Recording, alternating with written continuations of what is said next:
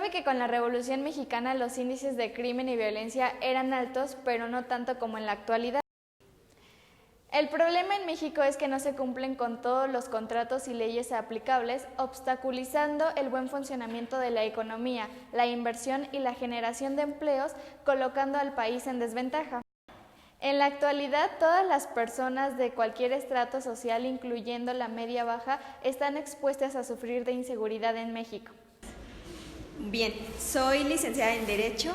Desde 2010 imparto cátedra aquí en la Universidad Latina en la Escuela de Derecho. Considero que desde un criterio muy personal, la inseguridad se debe a la incapacidad de nuestros cuerpos policiales, a la ineficacia en la administración de justicia de nuestros órganos jurisdiccionales y pues sí considero que mucho tiene que ver en cuanto a la corrupción. La inseguridad se debe en gran medida a que la policía no es eficaz como debería de serlo. No considero que aún sean eficaces las medidas que está tomando el gobierno mexicano. Quisiera dar un poco el beneficio de la duda debido a que va muy poco de tiempo de gobierno y apenas está como encaminando todo esto. Entonces, por ejemplo, una de sus medidas adoptadas en cuanto a lo que se refiere a la Guardia Nacional, pues no hemos visto como tanto su eficacia o no, porque no han tenido como esta oportunidad. No considero que sea una de las mejores medidas y pues también sí pienso que parte de prevenir la inseguridad pues se debe a las fuentes de empleo. Considero que sería como un punto favorable para poder evitar tanta inseguridad. Las fuentes de empleo, la economía, el crecimiento, las oportunidades. Considero que el narcotráfico tiene que ver algo con la inseguridad. Respecto de lo de la legalización, pues es un tema complicado de abordar.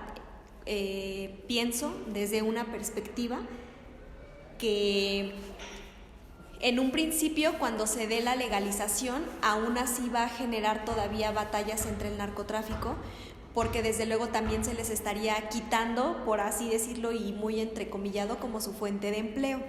Entonces, desde luego, ellos también podrían combatir esa situación de que ahora que ya esté legalizada, pues ya no van a tener como tanto esta estrategia que el narcotráfico genera hasta hoy en día. Entonces, sí pienso que a principio seguirá habiendo batallas, pero no creo que la legalización sea la salida. Entre las causas más importantes de las actividades ilícitas y de la organización del crimen están la ausencia o la debilidad del Estado de Derecho, la no aplicación rigurosa de la ley, la corrupción presente en casi todas las esferas del gobierno y entre la clase política de los partidos, los sindicatos, el poder legislativo y obviamente de manera clara el poder judicial. Mi nombre es Amalia Alejo, soy profesora de la carrera de Psicología en materias del área de neurociencias, metodología de la investigación, principalmente. Ok. Bueno, estamos haciendo un reportaje acerca de la inseguridad en México y nos gustaría saber, pues específicamente como en rasgos amplios, ¿qué opina acerca de la inseguridad en México? Ok, pues actualmente la inseguridad es un tema que está generando muchísima controversia, sobre todo por las condiciones bajo las cuales pareciera que se está gestando un mayor índice de violencia. Sin embargo, considero que no hay particularmente un incremento tan elevado. Sin embargo, sí existe ahora un mayor movimiento de información en el cual los hechos se denuncian casi de inmediato después de que suceden. Entonces, hasta hace algunos años no teníamos todavía la posibilidad de denunciar como hoy en día. Sin embargo, buena parte de este movimiento o de esta situación social se ha generado también por las condiciones sociales en las que nos desenvolvemos. Buena parte de la familia influye, la educación, el propio contexto, y pues para mí es particularmente un hecho social y no solo gubernamental.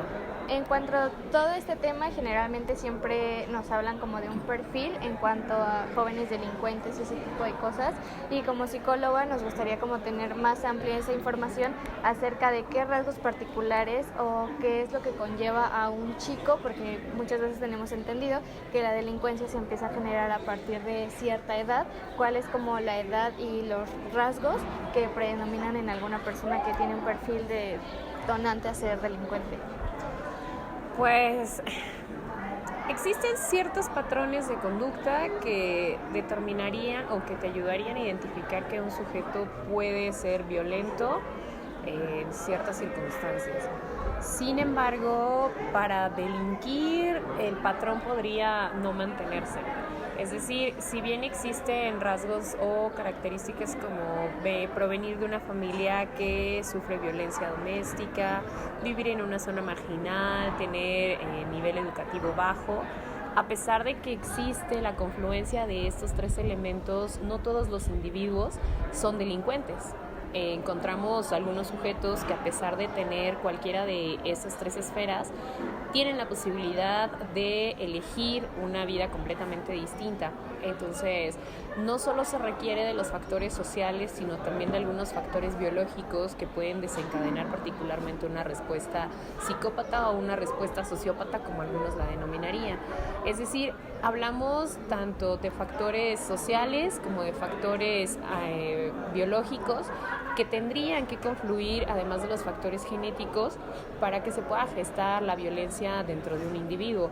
Existen casos en donde probablemente los sujetos que generan violencia tienen una posición socioeconómica media o una posición solvente y no por ello están exentos. Es decir, también existen otros factores como el consumo de drogas que te puede llevar a decidir o a tomarlo como única alternativa para seguir consumiendo drogas, y obviamente se insertan en la delincuencia. Entonces, más bien tendremos que realizar un análisis particular para determinarlo, porque hoy en día ya no solamente podemos hablar de la generalización de los patrones de conducta, sino de casos específicos para determinar si es que estos factores van a dar como resultado una persona que delinque, una persona que violenta a sus congéneres. Ok. ¿Cuál cree que podría ser alguna solución, ya sea de corto, mediano o largo plazo, que podría ayudar a erradicar este problema dentro de nuestra sociedad? Considero que particularmente se podrían llevar medidas a nivel familiar en donde se pueda incidir sobre todo en la educación. Cuando nosotros consideramos que por ser injusta la sociedad tenemos la posibilidad de realizar justicia por nuestra propia mano, estamos incurriendo en más actos violentos. Finalmente, si los actos violentos desencadenan violencia, tendríamos que generar nuevas estrategias para resolverlo.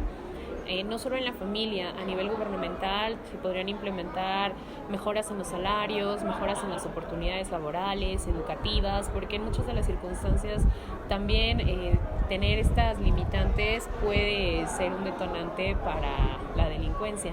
Y pues si existen factores genéticos o factores individuales, esos factores no los podríamos tratar específicamente, porque a menos que se realicen exámenes específicos a nivel genético, se podría determinar que existe una probabilidad por portar un gen específico.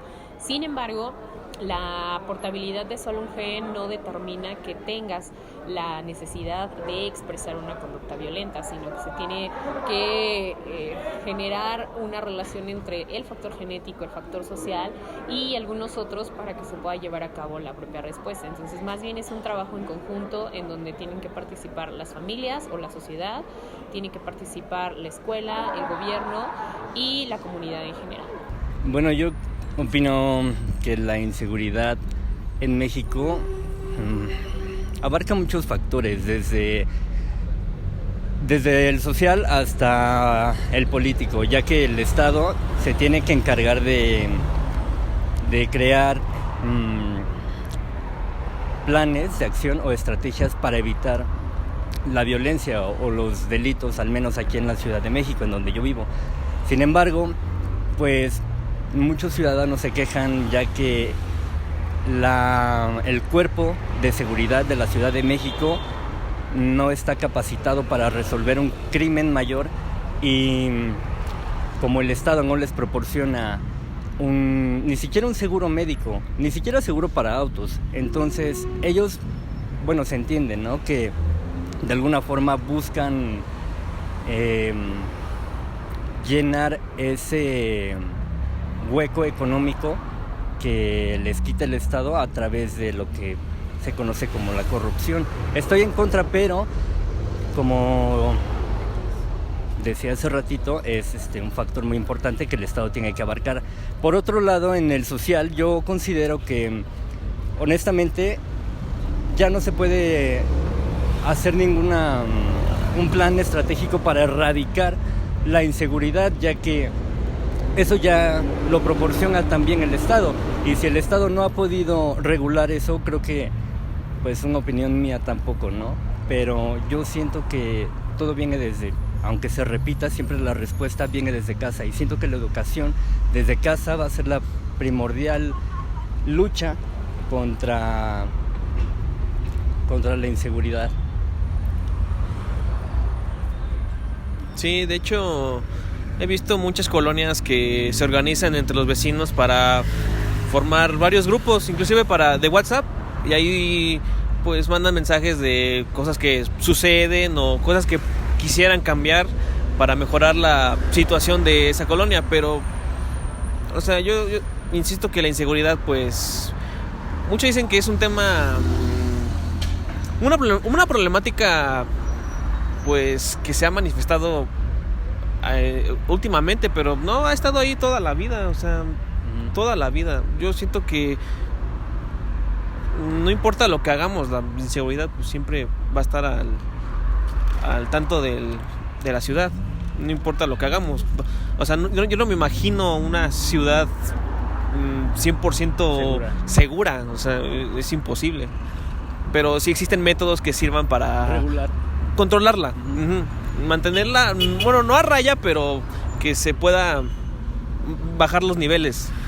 Y sí, siento que ya sea en casa o inclusive en las colonias es donde más puedes confiar, y no en otras cosas como los planes que puede generar el gobierno. Es como que se me hace más seguro estar en un grupo de WhatsApp de mi colonia y estar estar al tanto. Y de hecho el gobierno, o sea, sí ha puesto de su parte, poniendo ya sea más iluminación, cámaras de seguridad, pero pues lo veo como que muy ok, o sea, me asaltan y luego pues tienen que atrapar al ladrón, y para que lo atrapen tiene que pasar mucho tiempo. O sea, la inseguridad siempre va a estar en la ciudad.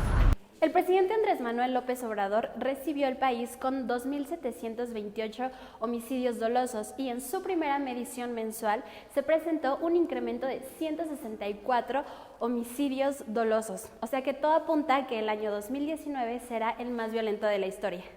México se encuentra entre los 10 peores países para ser mujer, y según el Índice Global de la Impunidad es de los peores países para ejercer el periodismo. En México existen más de 37,000 personas desaparecidas, según la Secretaría de Gobernación, y la mayoría permanece impune.